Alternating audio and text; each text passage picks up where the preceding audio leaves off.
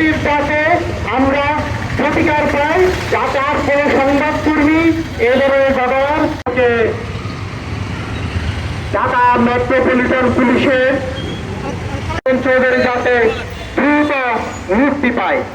আজকে আমাদের এই মানববন্ধনে আমাদের তার মধ্যে মুক্তিযোদ্ধা সংসদ, রাঙামাটি জেলা ইউনিট, বড়ুয়া কল্যাণ সমিতি, বড়ুয়া জনকল্যাণ সংস্থা চৌধুরী বিনা শর্তে অবিলম্বে তার মুক্তি দাবি করছে। আমরা কোনো তার জানাতে চাই না।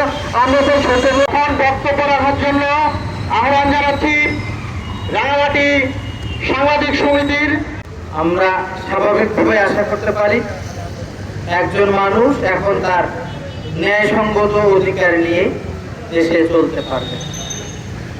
জিবিসি টেলিভিশনের রাঙামাটি প্রতিনিধি সৈকত রঞ্জন চৌধুরী কোনো হঠাৎ করে গজে ওঠে সাংবাদিক না, তিনি একজন প্রতিষ্ঠিত গণমাধ্যম কর্মী।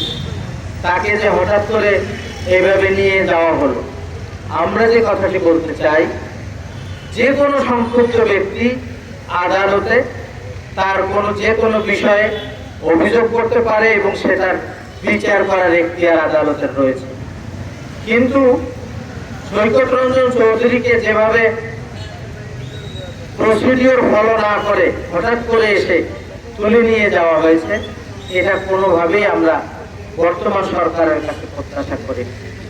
এর আগে বিভিন্ন সময় দেখেছি সাংবাদিকদের যখন টাকা হয় বিষয়গুলো আসে তখন করে প্রক্রিয়া হয় না। এটা এক ধরনের বলতে চাই না সৈকত রঞ্জন শুধু একজন সাংবাদিক নন, তিনি একজন মুক্তিযোদ্ধা পরিবারের সন্তান এবং একজন একনিষ্ঠ সমাজকর্মী। তো সৈকত রঞ্জন যে আজে বাজে কাজে জড়িত থাকতে পারে, এটা কখনো চিন্তাযোগ্য নয় এবং গ্রহণযোগ্য নয়। তাই কাল বিলম্বে না করে সৈকত রঞ্জন চৌধুরীকে ছেড়ে দিন, তিনি নিজের কর্মস্থলে ফিরে আসুন। আর যদি তিনি সত্যিকারে অপরাধ করে থাকেন, তাহলে আইনের মাধ্যমে আদালতে মামলা সংক্রান্ত বিষয় নিয়ে তাকে গ্রেপ্তার পরোয়ানা জারি করে গ্রেপ্তার করুন। সে যদি অপরাধ করে থাকে শাস্তি পাবে, সেটা আমরা মেনে নেব। কিন্তু এবারে হঠাৎ করে একজন সাংবাদিককে অপহরণ করে তুলে নিয়ে যাওয়া আমরা কখনো মেনে নিতে পারি না। আমরা শান্তিপূর্ণভাবে অবিলম্বে তার মুক্তি দাবি করছি। আমরা অশান্তি চাই না। যদি আর মুক্তি দেওয়া না হয়, তাহলে আমরা আবার পরবর্তী কর্মসূচিতে যেতে বাধ্য হব। কোথায় রাখেন না, তারাই নিয়ে গেছেন। আমরা মনে করি অবিলম্বে তাকে হয় আইনের হাতে সুপারশন করুন, নাহলে তাকে নিঃশর্তভাবে মুক্তি দিন। সে এখানকার সর্বমহলে সর্বজনকে পরিচিত ব্যক্তি, সে কোনো খুনি আসামি নয়, সে সন্ত্রাসী নয়, সে বিভিন্ন সমাজকর্মে নিয়োজিত। তাকে এভাবে অপহরণ করা, আইনের যথাযথ প্রয়োগ না করে, তাকে সুযোগ না দিয়ে যেভাবে আইনের অপপ্রয়োগ করে তাকে যেভাবে অপহরণ করা হয়েছে, তা থেকে আমরা তার নিন্দা জানাচ্ছি। আমরা চাই মাননীয় সজ্জন স্বরাষ্ট্রমন্ত্রী এবং আমাদের গণতান্ত্রিকভাবে নির্বাচিত প্রধানমন্ত্রী এ ব্যাপারে যথাযথ ব্যবস্থা গ্রহণ করে সৈকত রঞ্জন চৌধুরীকে অবিলম্বে নিঃশর্তভাবে মুক্তি দেবেন। আসামি হিসাবে নাম দেওয়া হয়েছে। তাকে আটক করতে পারে, কিন্তু আটক করার জন্য তাকেও বলার সুযোগ দিতে হবে। তার সহকর্মীরা আছে, সে একটা এজেন্সিতে আছে, তার এজেন্সি জানলো না, রাঙামাটির কোন সাংবাদিক সম্মেলন জানলো না, প্রেস ক্লাব জানলো না, হঠাৎ করে এসে তুলে নিয়ে গেল। আমরা সবাই আতঙ্কিত হয়ে গেলাম, পুলিশ সুপার মহোদয়ের নিকট গেলাম, উনি ইয়ে করলেন। তারপরে তার গায়ে তাকে যে আটক করে নিয়ে গেল, সেই গাড়িটা আটক করা হলো কোথায়? রাবার বাগানে আটক করার তারা কাউকে না জানিয়ে, যেটা পুলিশ সুপার মহোদয় বলেছেন যে তাকে নিয়ে যাওয়া হয়েছে, আমরা পরে এটা আটকাইছি।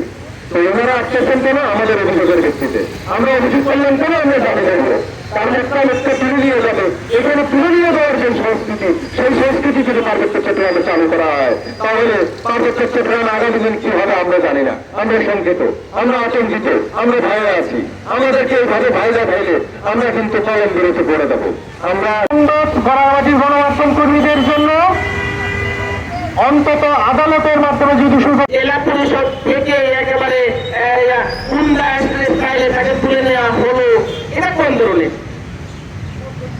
তো আমরা বিভিন্ন ধরনের বক্তব্য শুনতে পাচ্ছি যে সৈকত রঞ্জন চৌধুরী হয়তো এই যে সাইবার ক্রাইমের সাথে ইনভলভ কিনা, সেটা বলে দিলে কথা আছে। আমরা স্পষ্টভাবে আমরা এখনো জানি না।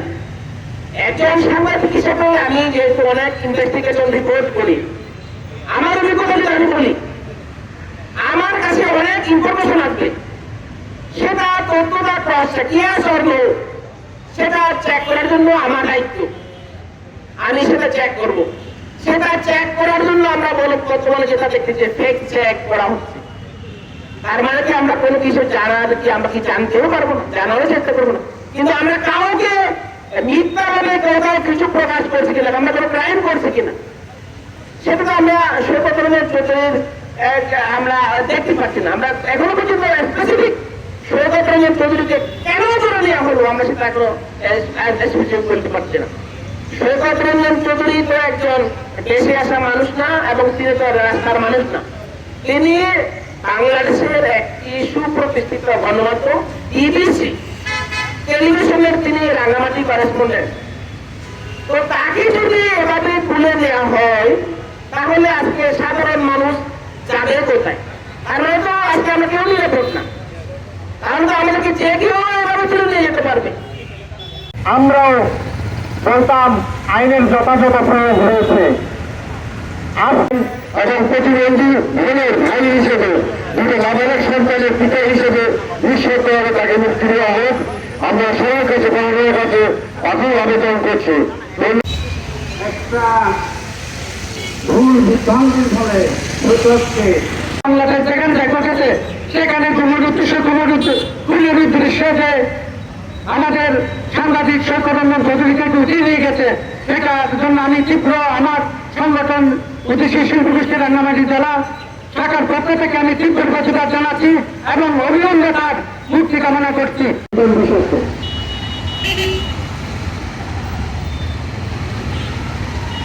আমরা হঠাৎ জানলাম তাকে কয়েকজন মানুষ তুলে নিয়ে গেছে। আমরা খুব উদ্বিগ্ন ছিলাম, আসলে ঘটনাটা আসলে কি হচ্ছে, সৈকত রঞ্জন চৌধুরীর সাথে এটা কোন ধরনের অন্যায় হচ্ছে। একটি সাইবার কোর্টে ওনাকে অজ্ঞাত আসামি হিসাবে নাম দেওয়া হয়েছে। তো এবার তারা অতি উৎসাহে হয়ে এ ধরনের একটা পরিস্থিতি সৃষ্টি করেছে, বিষয়টি কঠিন দেখা দরকার বলে আমি মনে করি। এবং সৈকত একজন সংবাদকর্মী হিসেবে, একজন ক্রীড়া সংগঠক, একজন সমাজকর্মী, একজন সাংবাদিক হিসেবে আর অনেক সামাজিক রাজনৈতিক শত্রু থাকতে পারে, আর অনেক বিরোধী থাকতে পারে। সে একজন মানুষ, আর মানুষ হিসেবে তার অনেক দুষ্কৃতি থাকতে পারে, কিন্তু তাকে আর সংগঠন আছে, আর সাংবাদিক নেতৃবৃন্দ আছে, আর একটা বাংলাদেশের শিক্ষিত রাজনৈতিক দল আছে, তাদের সাথে আলোচনা করে তাদের সাথে আলোচনা না করে এইভাবে তাকে গ্রেপ্তারে করা এবং মামলা চালানোটা আমরা রাঙ্গামাটিবাসী মামলাবদ্ধ হয়েছি। আমরা মনে করি শুধু সৈকত নয়, এখানে যে কোনো ধরনের সাংবাদিক এবং